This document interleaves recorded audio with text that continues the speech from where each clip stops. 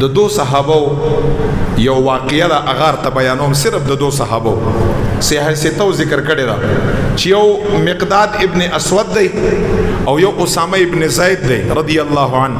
بیا خپل خبره ز ختمومه. ګورئ مسلم شریف حدیث دی، دا خبره چې په سوال جواب کی دا ډیره خیسته انسان پاغي پوي. مقداد ابن اسود دا صحابی رسول دی، جلیل القدر صحابی رسول دی.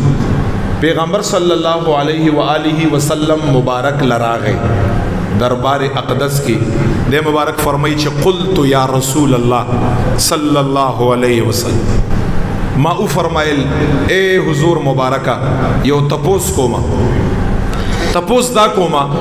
مقداد فرمائی یا رسول اللہ مبارکہ یو کافر دے او په یو جهاد کې یا په یو موقع باندې اغا تور روخلی او زما دا یو لاس کټ او پریکا، زما دا قتل په اراده باندې راغلی، زما دا وژن په اراده باندې راغلی، اغا خپل تور روخلی او زما دا یو لاس کټ او پریکا.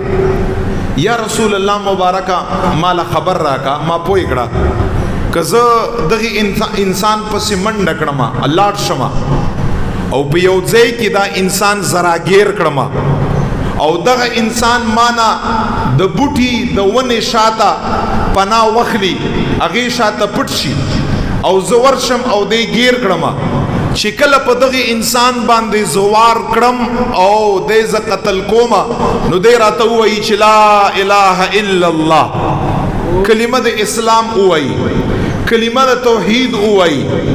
یا رسول الله مبارکه دا انسان ز قتل کړم بیا کپری ادم، یعنی ګوره کافر دی.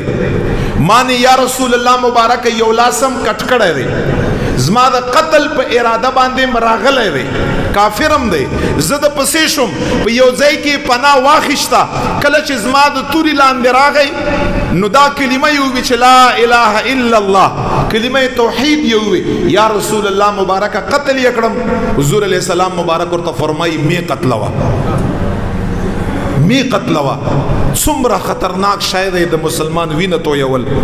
ورته فرمایي یا رسول الله ما لاس بیا کټ کړی، ما لاس بیا کټ کړی، زما قتل پسې براغلی. یا رسول الله بیا ورته فرمایي قتل یې کړم. حضور علیہ السلام ورته فرمایي لا تقتل، ستا لاس یې کټ کړی، ستا قتل پسې راغلی، می قتلوا. بیا ورته فرمایي یا رسول الله صلی الله علیه وسلم دا لا اله الا الله یزما د توري د خوف د وجه نه ویلې ده، یری د وجه نه ویلې ده، زړه نه نه ویلې، قتل یې کړم. حضور علیہ السلام ورته فرمایي می قتلوا. مقداد فرمایي چې ما حضور مبارک ته بیا و فرمایل چې یا رسول الله مبارک که بیا ما قتل کو پختنه ترکا. نبی علیہ السلام سور ته فرمایي اے مقدادا تب د په مرتبه کې شي، دی به ستا په مرتبه کې شي. ګوره دا الفاظ دي خو دې الفاظو باندې ته غور وکړي. څه مطلب دی په حالت د کفر کې وګنه، ته په حالت د اسلام کې وګنه، یعنی کده قتل شو مسلمان قتل شو او تب د په قتل باندې نعوذ بالله زکه چې ته حلال غړي، ته جائز غړي او د لا اله الا الله وین کې قتل جائز نه دی، حلال نه دی.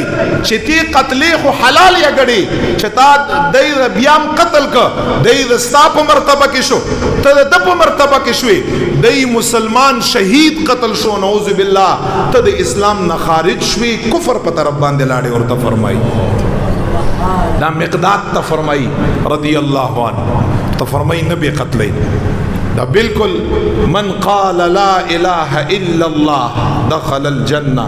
چا چې دا کلمه ویل لا اله الا الله او گناهونو نه توبه ویسته، خدای پاک جل جلاله به هغه انسان جنت ته داخلي.